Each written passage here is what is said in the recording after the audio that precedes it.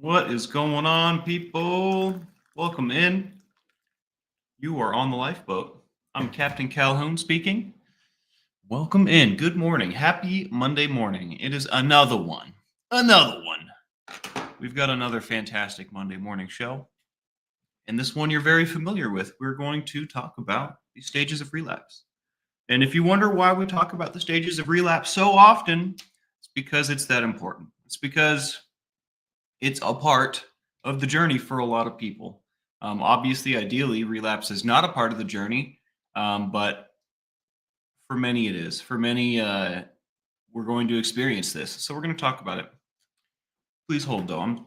1 second. 1 second.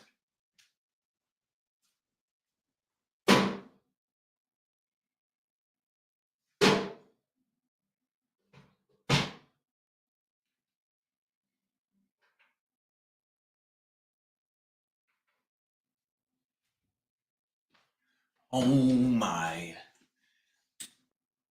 You guys remember CD players? I have one, and I've been using it for my music, and it's just making this noise when it spins the CD, like, and it is the most distracting sound. I had to go shut it off. No music today. We're going a cappella. But yeah, guys, welcome in. Charlie Mullins, haven't seen you in a while. Good to see you, brother. Hope this message finds you well. Kristen Melinda, Diane Reese, hello, hello. Robin Miners, Scooby Lee, Jane Aldrich, Caitlin, hello, hello. Welcome in. Blessed to Crochet, always a pleasure. CMF, hello. Barbara Aldrich, hello there. James Collins, what's going on, dude? Did? Heck yeah, guys. There's Rexican Restaurant in here. There he is. Welcome in. Heck yeah, guys. Good morning. I'm excited about this week. It's going to be a good week. I'm setting the stage for it right now, mentally, emotionally, physically. I'm getting myself prepared, and I have been getting myself prepared for this week so that it can be the best week possible. But yeah, guys, what about the phases of relapse? There are 3 phases of relapse: emotional, mental, and physical. Now, all of these stages aren't going to involve relapsing or like actually going back to what we were doing, but they are all going to be setting the stage, right? They're all going to be moving in that direction. Relapse is a complex process. It typically occurs in stages. Understanding these stages can be important for preventing or managing return to unwanted behaviors. Now, this doesn't have to be substances, right? This could be unhealthy habits. This could be even like mental health setbacks, right? So what I mean by that is I know that for my mental health to be optimal, I need to get and this is just a basic example, but it's perfect. I need to get my nutrition, my sleep, and my exercise, right? I need to get these things. Otherwise, my brain's literally not going to be capable of operating properly, which is scary for me because I have some mental health problems, right? So, but what was I talking about? So that can be the unwanted behavior, right? That could be a mental health setback, right? So let's say I just don't eat properly, right? Well, then I'm going to be in that position. That's a mental health setback, right? We can apply this, what we're about to talk about, to stuff like that. We can apply this to mental health, to eating. We can apply it to anything, to gambling, to watching TV, to looking at your phone. You can literally apply it to anything. So that being said, Jill Anderson, good to see you. Hello, hello. Yeah, let's put some ones up. That's a great, great idea, Jill. Let's put some ones up for anyone out there suffering, anyone out there that needs a little extra hand or an extra hug today. I mean, who's got extra hugs? They all have a purpose. Every single hug. It's not an extra hug. It's a hug for you, you know? Taking your C's this morning, Mary? Listening to the captain, connecting in the chat, and having coffee and crocheting. I love those C's. Those are nice. I like that a lot. That's very nice. This coffee is epic today. I must have needed it.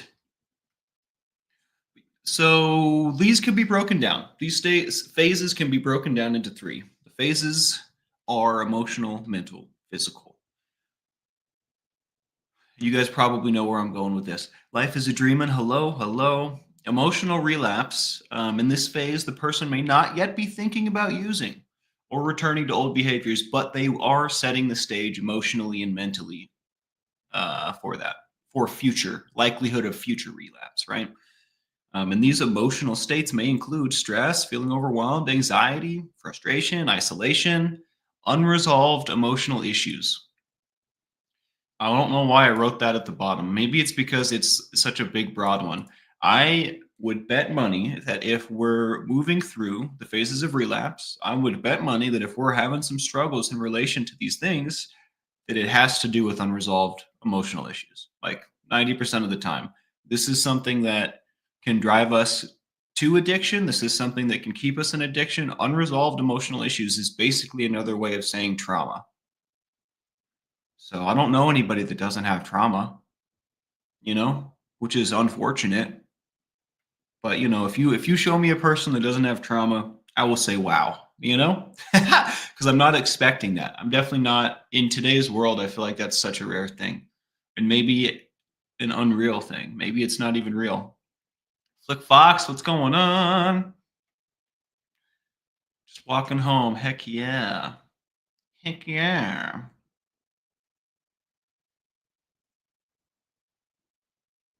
Scooby, did you see what I did to the lake on my art?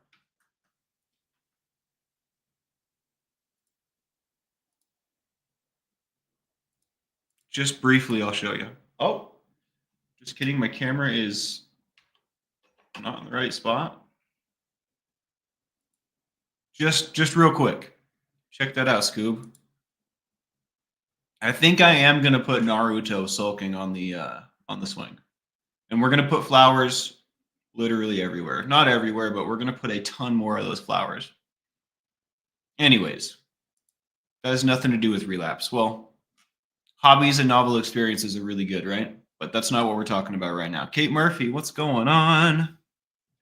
Finally had to back out and re-enter about 35 times to be able to chat. What's going on with that? The internet needs a firm scolding. Galen, hello, hello. Cooking with the Grandma says, I've been having a hard time with one of my sponsees. She has relapsed twice in a few days. I know I can't keep her clean, but it's hard not to take it personal. I guess it's the grandma in me, 100%. And remember, Cooking with the Grandma, being a sponsor is like the next progression of your journey, right? So like the part of I'm sure a part of the whole thing is like accepting your powerlessness, right? Like part of sponsoring is going through, like, you're basically going through the steps again when you take someone through the steps, right? So this experience is also for you. So don't forget that. It's got to be hard, and I'm sorry you're going through this, but there are nuggets of wisdom and knowledge like to be gleaned from this experience, right? Obviously we want your sponsee to succeed, but part of this experience is definitely for your benefit, 100%. Thank you for sharing that. Thank you for sharing that. That's heavy, dude. I haven't thought about stuff like that in a while. It has been a hot minute since I was in the rooms. My buddy Hayden and I were talking about the old days yesterday. Interesting stuff.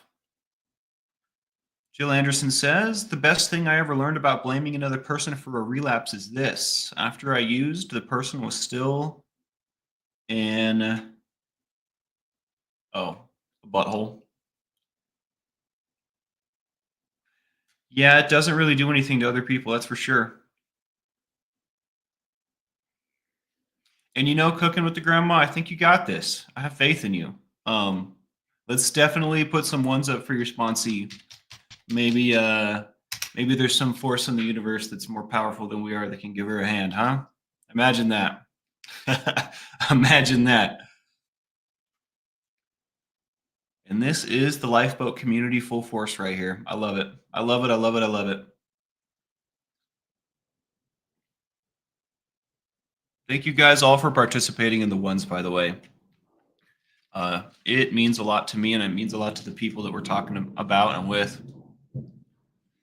Unresolved emotional issues is where we left off here. Catalina, good to see you. Unresolved emotional issues, trauma. The key feature of emotional relapse is that the person is not actively thinking about using the substance, not actively thinking about returning to these old habits, right? But they're setting the emotional stage for future relapse, right? Without addressing these emotional challenges, the stress, anxiety, again, frustration, isolation, the trauma, without addressing these things, the individual may eventually move into the next phase, right? So, what did we learn? It's important to address stress if we're experiencing it, right? Anxiety, frustration, isolation. These are things that should put up flags in our head. We need to look at them and evaluate, right? We might not be able to do a whole lot, but identifying that we're stressed out, wondering why are we stressed, what's causing this, right? Getting to the bottom of it, not being a passenger to your own life is what we're talking about here, right? All of these things are natural: stress, anxiety, frustration. Sometimes I'm going to be alone, right? Isolation can be a natural thing. Um, I have written down withdrawing from support systems right next to isolation.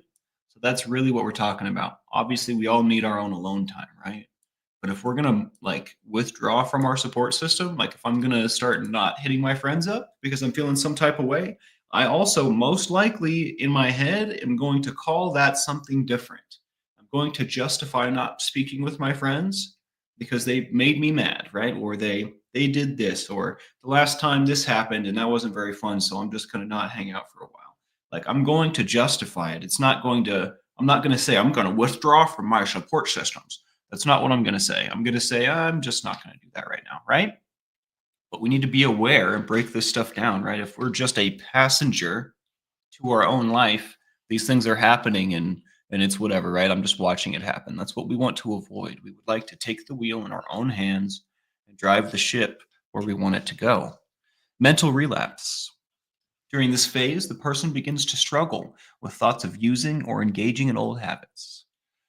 Mental relapse involves romanticizing the past. We've talked about this a ton. Thinking about how good the old behavior felt, recalling moments of pleasure associated with it. This is past use association, which may overshadow the negative consequences. Only in our minds, though. Only in our minds. If we're honest with ourselves, if we're brutally honest with ourselves and we really remembered exactly how it was, it does not overshadow the negative consequences, right? The negative consequences are the biggest, nastiest part of the whole thing. But in our heads, this pleasure associated with our past use or our whatever it is, right? Whatever behavior we're recovering from, um, in our memory, it's going to look better. It's going to look bigger, awesomer, right? We're going to remember it in a light that overshadows the negative consequences. But we need to take a second and remember that that's not how things are, right? The negative consequences are vast. Cognitive distortions. Believing just one more time, I guess this is what I just said, or thinking they can control the behavior, even though the previous experience shows control is difficult. I'm going to convince myself, right, in this phase, in this mental phase, that I have power, that I have control, that I don't have a problem, right? That I can have a drink. I can just have one, right? That's what's going to be going on. If you're having these thoughts, it is a big blaring alarm. It is a big red flag, letting you know that you're mentally relapsing, right? That you don't physically relapse until the last phase, right? There's a ton of time and a ton of flags and alarms, and there's a ton of signs, right, that happen before actual relapse, right? We can be on this path for quite a long time before we actually go back to what we're trying not to do, right? Badger Life says I'm a female, so I'm always right, right? Right. Right. Good to see you, Badger. Welcome in. That's what my mom used to say. She's like, I'm your mom. I'm always right. Okay, mom. There came a day where I called her and I said, I'm sorry, mom, you were always right. And then I cried. That was a pretty fun day. That was a good day. Krushik, what's going on? Good to see you, bro. Good to see you.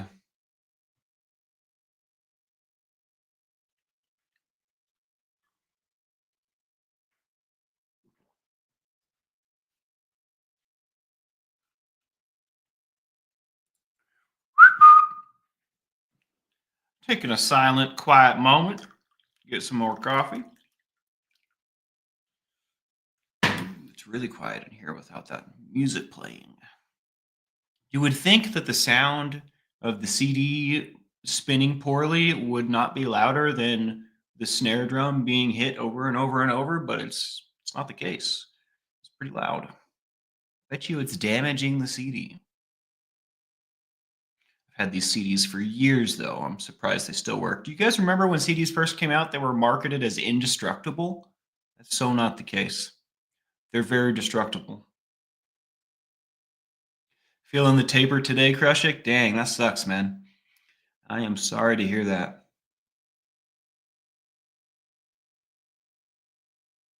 What's the end game? Like what are you gonna do after you taper? What's the goal? Just curious. Just curious. Cause having a solid plan is how we succeed, right? We don't want to just kick the door in and be like, all right, what's going on in here? Because that's my superpower. That's what I do. It doesn't serve me. So I'm just, from someone who does that, has done that a lot. We definitely want to have a plan. I'm sure you do. I just want to know what it is.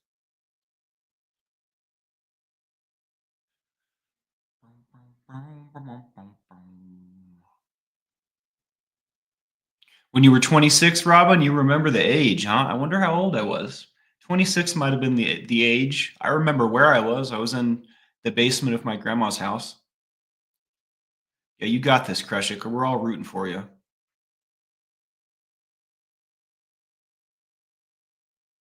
I have one of those CD cases. The place I bought it from said some funny stuff about it. I forget how the conversation went. They said something to the effect of, "We can't tell you to put your CDs in there because it can damage them." I was like, "What? It's a CD case?" It's like, "Well, yeah, little dirts can get stuck in the sleeves," and I was like, "Dude, it was a very strange conversation." Starting an internship on January 13th as a substance abuse counselor. No, I mean like if you're tapering off methadone, right? Are you going to replace that with someone else or are you just going to be clean? Like what's the plan for you said you're feeling the taper. Are you going to just go through the withdrawals and then like spread your wings? Are you going to have like a so I opiates weren't my thing, but like they were my dad's thing and my mom's thing. So like all of the information that I have comes from my own research and then like interacting with them in real time, right? So I just feel like maybe I'm missing something.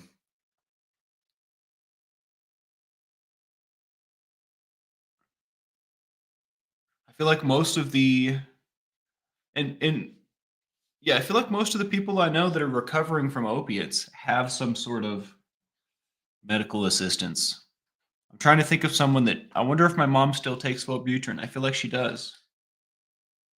Now I'm trying to think of someone that I know that doesn't that's sober off opiates that doesn't have medically assisted treatment, and I'm struggling to do so. I'm sure that they exist, but yeah, I'm just out of worry. That's why I'm asking. Out of concern. That's all. And maybe I'm missing something, but that's really cool, though, dude. Substance abuse counselor. I always wonder who's my therapist's therapist. Because they've got to have one. They're listening to people like me all the time.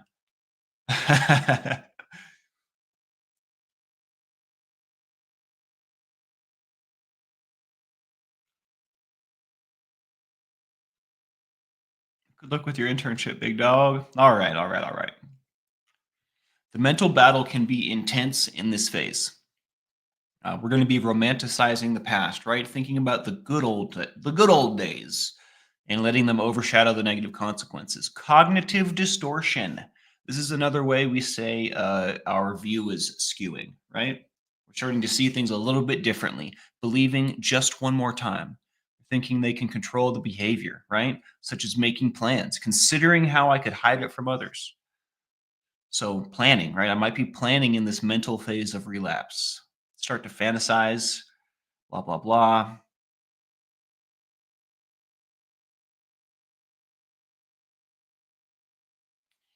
And we also most likely are going to have competing desires in this phase. Part of us wants to engage in the behavior, and another part of us remembers what we've learned, right? Remembers how far we've come. We're going to have kind of two sides fighting inside of us here, right? And this could be described as like my addiction and me, right? But honestly, it's just two sides of you. It's it's we're dynamic beings. But regardless, this is a great big red flag, right? If you're arguing with yourself in your head, like if you're having conflict, internal conflict on whether or not I should be partying, I mean, you're probably in mental relapse. You know what I mean? Probably need to like really nail down exactly how you feel. And this is hard for me because I have a hard time making decisions. Part of me always wants to do this, and part of me always wants to do this. So when it comes to this, I really need to be cold and calculating. Like I know that this isn't where I want to be. Like I don't want to be using. I don't want to be doing drugs. I don't want to be back where I was before. Right? I'm really enjoying the path that I'm on. I need to like really hammer these thoughts into my head because it's very easy to forget, and I will forget, and I will lie to myself. The lies we tell ourselves are the hardest to see through. So it's extra important that I'm keeping myself accountable and that I'm noticing these signs when they come up. And never feel like so check this out. We say a lot that we don't have control over a lot of things. Don't ever feel like you're powerless, right? Like we are powerless. They say in the 12 steps we're powerless over our like to control our drink or our drug, right? That's totally true. Like I 100% subscribe to that. But you do have the power to make your own decisions. You do have the power to navigate your own life, right? Like when it comes to the drugs or the substances, we have no power, right? But when dealing with these other things, when sifting through my inner parts, right? When healing my heart and my soul, when moving down this road of recovery, I do have power. I have the power to change my frigging life. I have the power to do better. I have the power to not forget, even though I will, right? Even though I want to forget, even though everything inside of me is trying to get back to not doing anything and just doing drugs, right? We have the power to remember. We have the power. We do have power. Um, so don't ever feel like you're powerless unless you're feeling powerless over your substance of choice because you are powerless over that. But that's like, I feel like that statement takes away from the power that we do have. Remember, you're an infinite, beautiful, dazzling, and tremendous human being, right? You have thumbs. That's a big deal. No, but we have the power to make decisions. And that is a huge, huge gift, a huge boon, a huge power. I think someone just rolled by on a scooter because they weren't bobbing up and down. They were just like, maybe they had Heelys on. You guys remember those shoes with the wheels on the heel?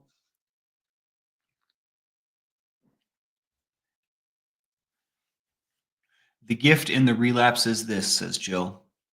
You will realize you have choice. You are always on step one. The moment you pick it up or put it down, you have admitted that you're powerless. I love this. This is perfect. This is perfect. I couldn't have said it better myself. Is this straight out of the book? No, no, no. This is from Jill Anderson. Switching to subs. Okay, okay, okay. I'm reading up. I'm picking up what you're laying down here, Crush It. 100%. Definitely. And I wasn't trying to like give you doubt or anything like that. So don't let me do that. I just wanted to know. I like seeing your progress, and I think your progress is awesome. Speaking of, look at this. Look at this bad boy. You're killing it, bro. Good for you. I'm proud of you. Keep up the good work, and please keep letting us know how it's going. I bet you that internship is going to be really cool. It's going to be like a new page on your life, you know? I always love that. I always love stepping into the next part, the next chapter. I'm always conscious of it for some reason. My mind's like, you ready, dude? Never done this before. Oh, thanks for saying that, Crush. I appreciate that. I sometimes Sometimes I feel like I need to inspire myself. Sometimes I feel so madly uninspired, dude. Sometimes I just feel like a lump, but I keep coming here and doing what I can. So I think we'll land somewhere okay. Page 315. Okay, okay. I thought so. I second guessed myself for sure, but that did seem booky. I own like 5 of those books, and I have read them front to back more than once.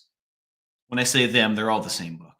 I guess I do have a Hope, Strength, and Courage CA book, but that's not what I'm talking about. Good morning, Lacey Silver. Welcome back. Good to see you. Hell yeah, dude. I look forward to getting that update. And even if the update's bad, bro, that's like especially, you know what I mean? We don't want you to not come around. We don't want anyone to not come around because they're embarrassed or like because, they fell down. That's part of the whole point of today's show is like when we fall down, we get back up. I have some friends recently that did fall down that have relapsed. And I just want to send this message. If you're who I'm talking about, if you've recently fallen down, just get back up, bro. Just get back up. It's okay. We all fall down, and obviously, just get back up kind of sounds silly because it's not that easy, right? And I'm not trying to say it's easy because it's going to be one of the hardest things you ever do. But just do it. Just get that Nike swish on and do it, right? Get back up and hang out with us, and don't be ashamed. Everybody falls down, whether it's you know whether it's me stubbing my big toe on whatever and falling down, right? Because I do that a lot, or it's falling off the wagon. Regardless, we all can get back up. I appreciate that, Krushik. Hell yeah. Hell yeah. Indigo Twin, good to see you. It's alive. Nope, we're not replaying. We are in the thick of it. We're in the thick of it. We're talking about the phases of relapse. We pretty much just got to the end of mental relapse, which is stage 2. For those of you that don't know, there are 3 stages of relapse, and we don't actually go back to the behavior that we stopped until phase 3, until the end of it, right? We're emotionally relapsing. We're setting the stage emotionally in stage 1 by not addressing trauma or frustration or depression or stress, right? By not addressing emotional factors, we move closer to relapse, right? We set the stage emotionally. Phase 2, just to recap, is mental relapse. This is a phase where we might be romanticizing, having past use association, our cognitive we're going to have cognitive distortion. We're going to start believing just one more time, or we're going to start thinking we can control the behavior, which is not true, right? We're going to start remembering remembering our memories, our past use differently than it actually happened, right? We're going to start lying to ourselves. We're going to start planning. There's a lot of conflict inside. Part of me remembers the truth, and part of me wants to go back and do it one more time, right? This is the mental relapse. The mental battle can be intense, but the person may still be able to resist physically acting on the urge. And I don't know why I wrote that down. I don't agree with that. The person can resist. We are still sober at this phase, right? We might have a dirty mind. Not that we're thinking of potty jokes, but we're thinking of, using, right? We might have a dirty mind, but we are still clean in body. Now, where does that lead us? Mocked, good to see you. Is Tommy Bird in here? I've seen his name, Tommy Bird. What's going on, bro? How you doing? Having a rough morning? I'm sorry to hear that, dude. When I opened my eyes this morning, I thought to myself, is this going to be a rough morning? I don't know why I had that thought, but I had a feeling it wasn't going to go well. I'm feeling great now. So I hope you didn't take my rough morning away from me. I'm sorry if that's the case. I wasn't trying to give it away. I swear. I'm glad you're here, man.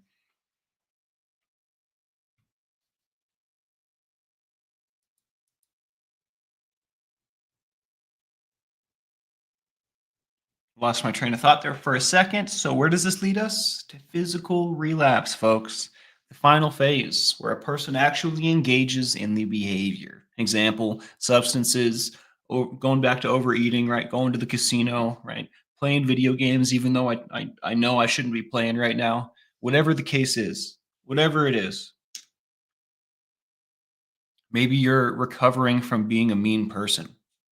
I never thought about that. Maybe you're recovering, right, from being a mean person. Maybe you're working on your reactions. Maybe instead of reacting, I'm going to take a second, think about it, and then respond in kind, right? Rather than just like, "Meh." Maybe I'm working on that. That can be a part of my relapse, right? Maybe instead of being thoughtful and cognitive, I'm going to react right now and just slap someone verbally, right? And which isn't what we want, which isn't what we want. Speaking of, we had an interesting interaction before we go through all this physical relapse part. I had an interesting interaction yesterday, and I don't want to put anybody on blast. If you were here, you remember. Sometimes I don't know how to handle a situation, and that's when I call my dad and tell him about it. And so, moving forward, we don't want to be glorifying use on the channel, right? We want everyone to be here. We want wherever you're at, we want to meet you where you're at, right? But we're not going to be glorifying use of any kind on this channel, right? And I think that, and everybody can understand that, right? It's going to be triggering for a lot of folks. So moving forward, like I don't care what you're up to, what you're doing, you can be here. That's fine, but do not glorify use in the chat. All right. And for those of you that were here yesterday, um, thank you for being patient with my ability to handle situations as they come up. I'm learning and I really appreciate your support. You guys are the best. But I wanted to make sure that I kept myself accountable and I talked to you guys about it because I don't think that I handled that situation optimally yesterday. I don't think I did a poor job, but that's not true. I think I failed. I definitely feel like I failed yesterday. So, that being said, I mean, I know it's not the end of the world, right? We're going to move forward in the manner we want to, right? We're going to do, yeah, harm reduction's a savior, but we just don't want to glorify use, regardless of where we are. This isn't the place to glorify it. Anyways, I've spent too much time talking about it already, but thank you for listening. That was really, really important to me. I spent a lot of time thinking about that yesterday because it didn't sit right with me. Anyways, hope between the dreams. Hello, hello. All right. We are in the final phase of relapse. We are in physical relapse, guys. This is when we actually engage in that behavior, whatever it may be. And it can vary in severity, right? I don't know what the point of discussing the severity of it is, right? It is what it is. We want to get back up. I guess the severity really dictates how I'm going to get back up, right? The severity of my relapse really dictates the manner in which I'm going to get back on my feet because it could be. Thank you guys. Thank you guys. Yeah, and you're right. Bob Ross says happy little accidents, right? We learned something, so it's not a failure. That's absolutely correct. I think we're going to start calling the paint thing like my Bob Ross hour. I think we're going to start calling it that. I think I'm going to start wearing the wig because it's fun. I'm probably going to get some more. Anyways, that's beside the point. But squirreling off, you guys, you guys are the best. Thank you for your support. Returning to the substance or behavior in a way that is consistent with how it was before, aka binge drinking, right? Substance abuse. And then so that's a full relapse. A partial relapse is a slip or brief return to the behavior. The person may recognize it quickly and take corrective action to prevent further harm. I don't know where this information came from, and I'm not fond of it. This may or may not be true, right? I don't know. I don't want to say it's false, but like you can categorize a relapse and you can judge a relapse on its severity, but I don't think that changes a whole lot, guys. I think a relapse is a relapse, and I think a relapse is an opportunity, right? I think a relapse is an opportunity for learning. It's an opportunity to assert, that you really do care about your life, that you really do want to, get back on the horse kind of thing. So I don't know why that's written in my notes. I must be missing something. Sometimes I'll write something down and I'll be thinking like from a specific point of view, and then I'll read it later and be like, did I write this? And that's what's happening right now. So I must be forgetting what this was about because I'm not a big fan right now. But anyways, there are different severities, I guess.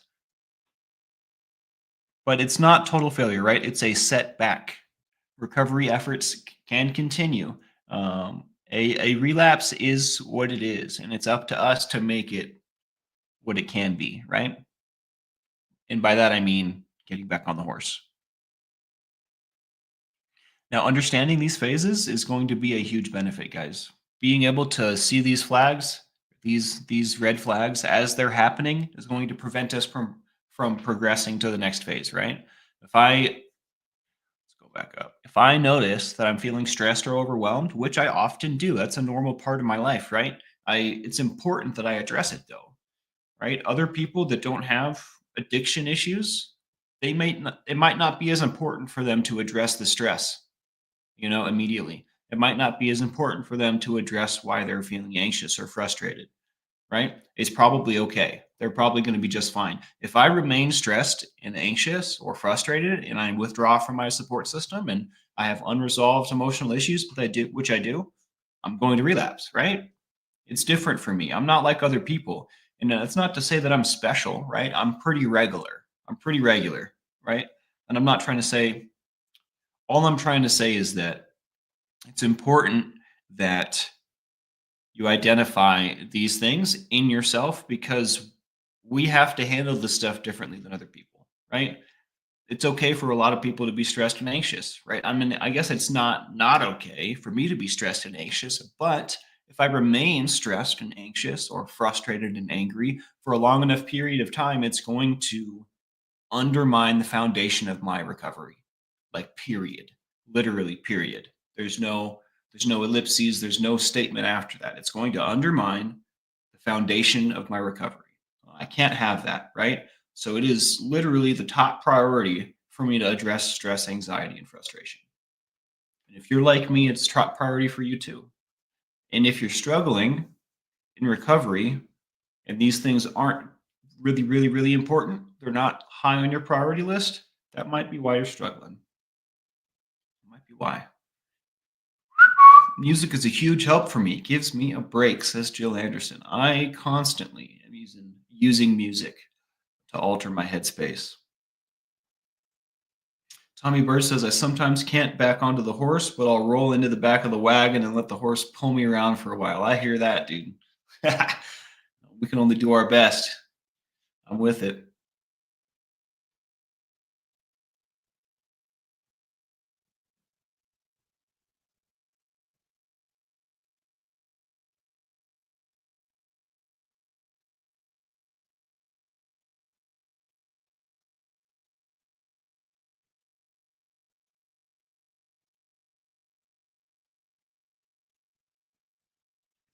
Flick says I have to remind myself to be careful about what I say to do with alcohol, as in making throwaway comments about going for drinks, as it's never been a problem for me. Unsure if I should feel guilty or not. No, you should not.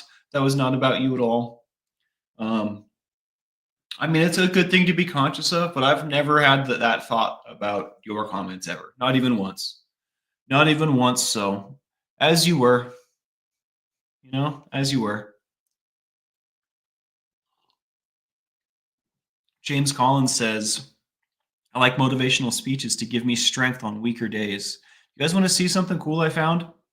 Give me 30 seconds. This made me think of something, James. Is it right here? It is.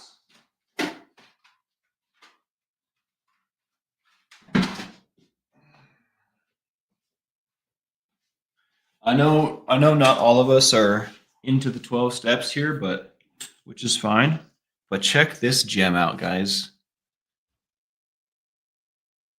This is a speaker tape from 1948, Dr. Bob and Bill Dubb. And the recording equipment that they used in 1948 is very different than the recording equipment that we use today. This album sounds crazy. It sounds like the original JFK speech, except worse. But some gems of information. Must have got syrup on this or something. Yes, I smelled it. Didn't smell like anything. Yeah, I've never listened to this all the way through. It's hard to listen to, but some gems. Gems.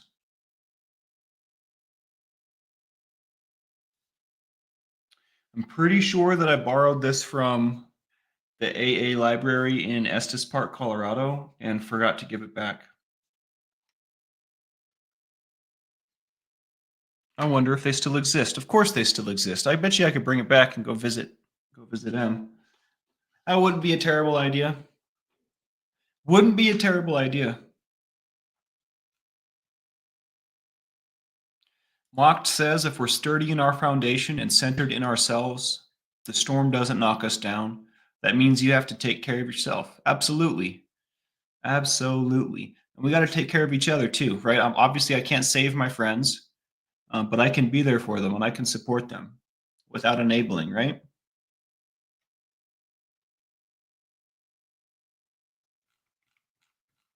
Yeah. Yeah. So if we were to paint every other day, would it be 4 days a week and not three? Monday, Wednesday, well, Sunday. Wait. No, because there's 7 days. That's impossible, right? Monday, Wednesday, Thursday, Friday. Yeah, it would just be a different, every week it would alternate. We would do Monday, Wednesday, Friday, Sunday, and then we would do Tuesday, Thursday, Saturday. So it would be 3 days a week and then 4 days a week. Interesting. I had never thought about that. That's a very strange pattern. The only reason I'm talking about that is because I often want to paint and then I don't. Um, I guess it doesn't matter. I can paint extra if I want, and I will.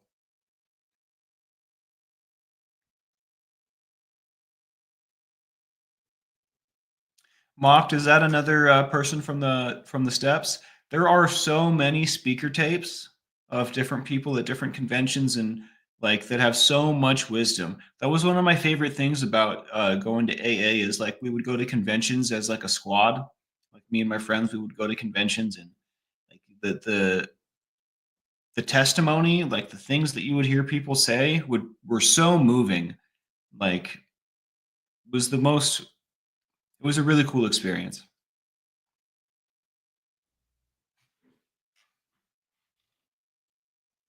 Just checking in, Mother Bird. Good to see you. I hope this message finds you well. James Collins says Eddie Pinero is a guy I listen to often. I forget who I used to listen to a lot. Me and my sponsor Wade used to listen to all kinds of different speaker tapes. He always had the best stuff. Lol. The best speaker tapes, of course, right? Yeah. That stuff.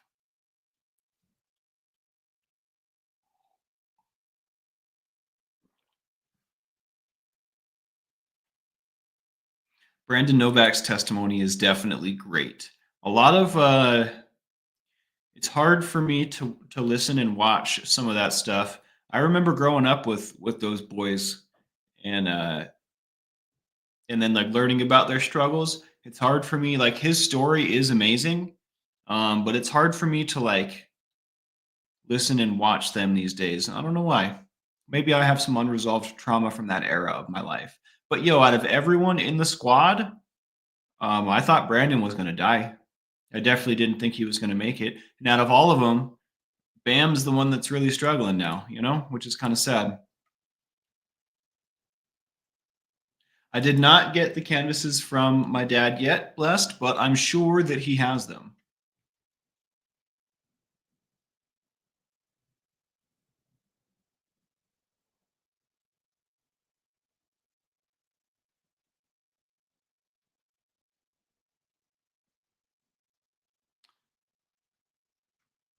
There is no page 315.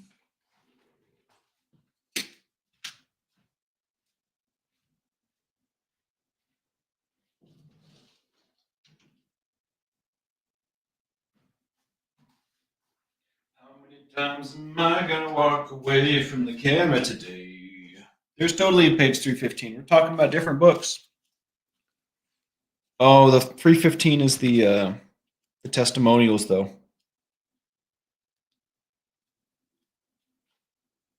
My chance to live.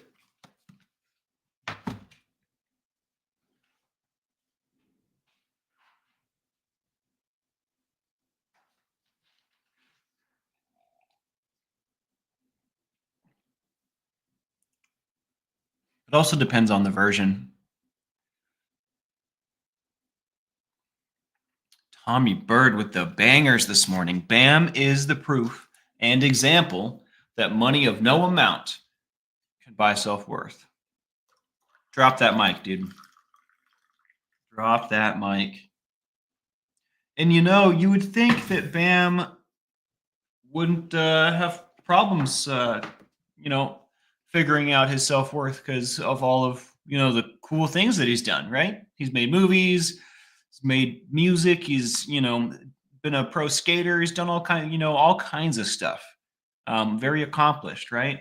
But he struggled to draw value from those things. He struggled to draw value and feel accomplished. And that is a product of like not doing inner work, right? That's a product of like not knowing yourself. And then also, I mean, I know I can only speak for myself, but when I was young and I was, running and gunning, I was not only was I not dealing with stuff that I didn't want to deal with, but I was also burying it, under whatever I could, right? Substance, people, whatever. So this is also proof that the longer you let things go unaddressed, the worse they become.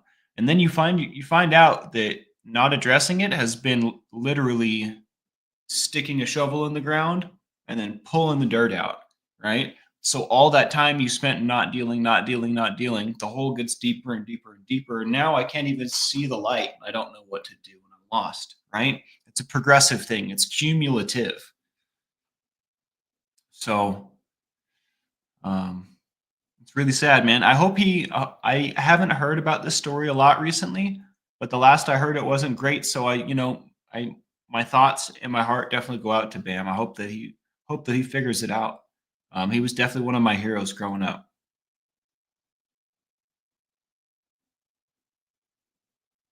Call from the heart doctor.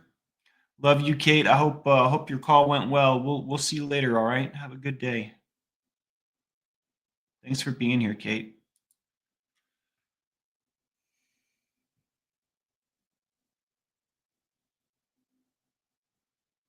Yeah, Stevo totally turned things around. He's got like a beautiful wife, a beautiful life. He's living it up now. Um, Pretty stoked. He deserves it too. He's a good dude, regardless. One of my favorite. I probably shouldn't say that though. He's got a story about Mike Tyson and drug use that's pretty astounding.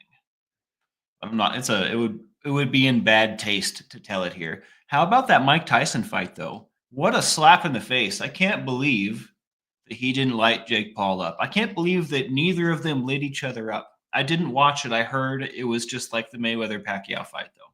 I heard it was booty. I heard it was a booty, shameless money grab, and that really bums me out. Mike's still the champ in my opinion. Yo, if there was any chance that that wasn't rigged, Mike would have beat the brakes off Jake Paul. Like, no shot. No shot. I was really excited about that. I'm glad I didn't watch it. That would have made me really mad.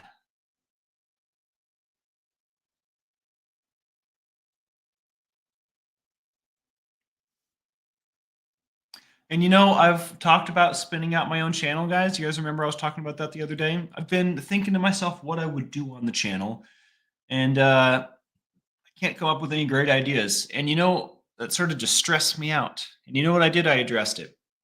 I addressed that stress. And you know how I addressed it? I told myself, if I don't decide what I want to do right this second, it's okay. I could just be the recovery guy. I can just be the lifeboat guy for now, right? That's fine. In fact, it's better than fine. That's awesome. So, that being said, I still have ambitions to do so, but I can't decide what I want to do. I am not going to be a video game guy. I'm not going to be one of the 50,000 channels that does video games that rolls out today. Like that's not going to be me. So, I do play games. I do enjoy them. I don't think that I'm going to be able to like be okay with streaming them in my heart. Like obviously I can stream games, but like to make that the thing that my channel is about, I don't think I could do that. So I'm just going to be this guy for now. I'm going to be the recovery guy. I'm going to be the lifeboat guy, and I'll keep you guys updated. I'm sure that when like what's supposed to happen, like it's going to slap me in the face and I'm going to be like, oh, that's right, we're going to do that, and then it's going to be great, right? But I'm not going to force it. It's going to come organically and it's all going to work out perfectly. I don't need to just stress about it. Like these things work themselves out for me. So I just want you guys to know I didn't forget about that, but that's the struggle I've been having. I've been thinking about it for days and days and days and days, and I keep coming back to video games, and it's just not what I want to do, man. Yeah, 50,000 gaming channels roll out every day. Do you guys know that? That's the statistic. I am not. I am not a part of that crew. Although I do watch a ton of them. Do you really think Tyson still risks getting seriously hurt? I'm not sure I understand your question, but I will answer every aspect of it that I can think of. I don't know. So for Tyson, I feel like a part of him wants to beat the brakes off Paul, and part of him's like, bro, we are old, you know? Like, so I'm sure that he's conflicted on that. I think that he definitely would go for it. If it was up to him, I think it could go either way easily.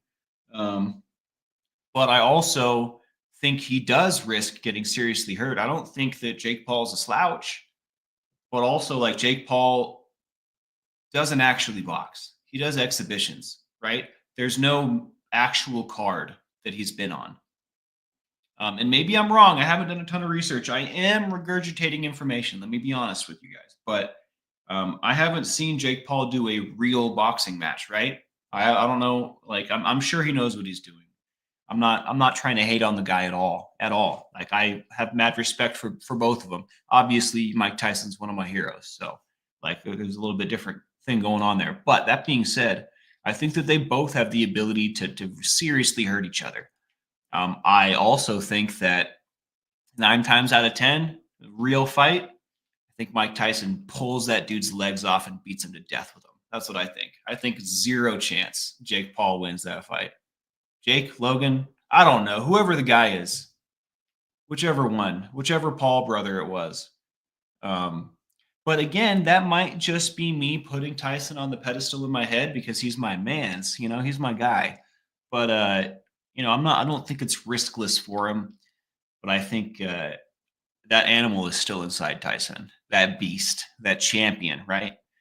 Whatever part of him bit that dude's ear off, it's still in there, It is still in there.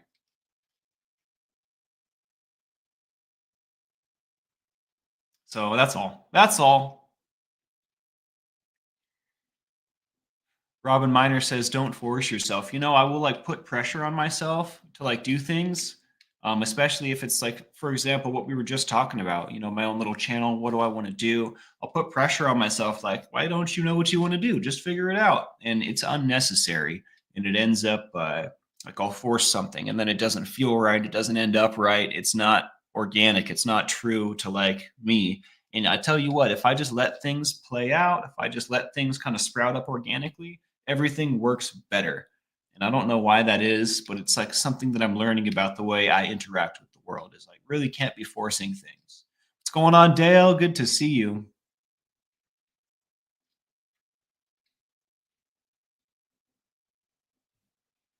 And maybe where'd it go? Indigo Twin says you could do art, talk about your journey, share your fire dancing. In the beginning, this might be how we start, right? We just kind of hang out and chill and talk about stuff.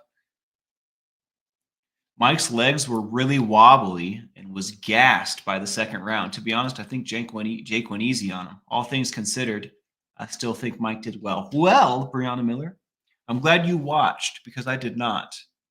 We'll definitely take your word for it. I mean, Mike's old as hell. He is really old. That sounded mean, but for someone that's an athlete, right? I think he's really old for an athlete. Let's say it like that, right? I'm not trying to come down on anyone. Age is just wisdom, guys. The older you get, the wiser you get. It's a good thing. It's a beautiful thing. Um, but wisdom doesn't win fist fights, and I think that I could totally see this being real, being true. I mean, obviously, I trust you.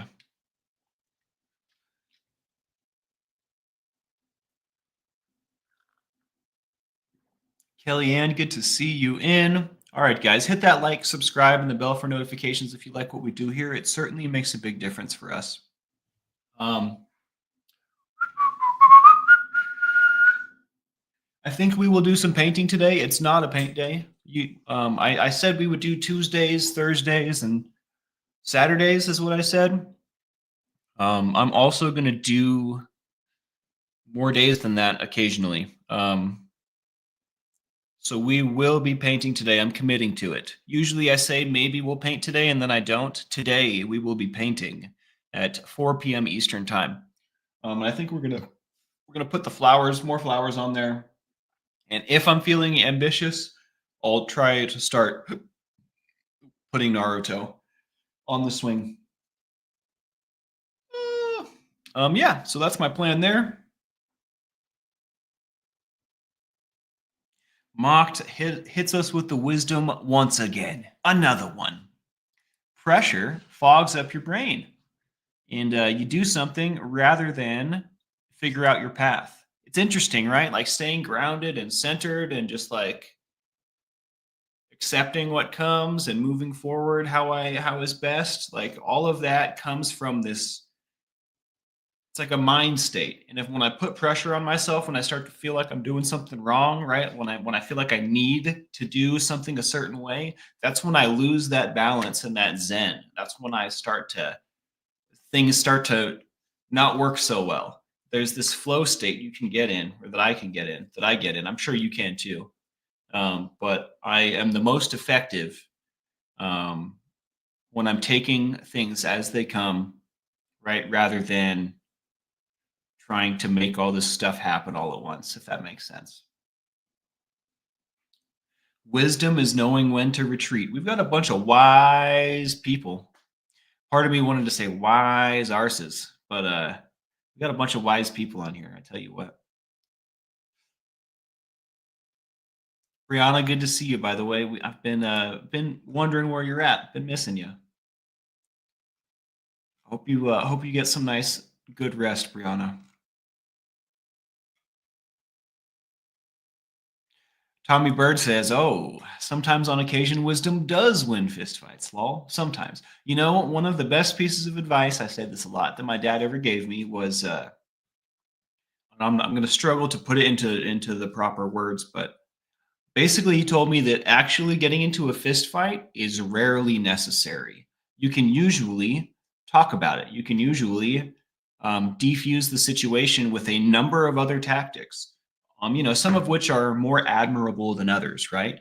But actually throwing hands, actually getting into a conflict of that nature, a physical conflict, is like literally the last resort, right? It's 90% of the time absolutely unnecessary.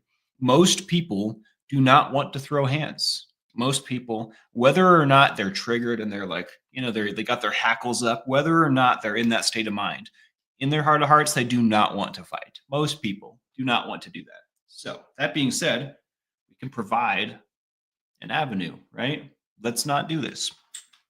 There have been a ton of fist fights that I mitigated by just talking about it or attempting to intimidate, or I don't know. I'm not suggesting you intimidate people, but um, the the need to actually have physical conflict is not a big need. There are a bunch of ways around it, especially when most people don't want to do that.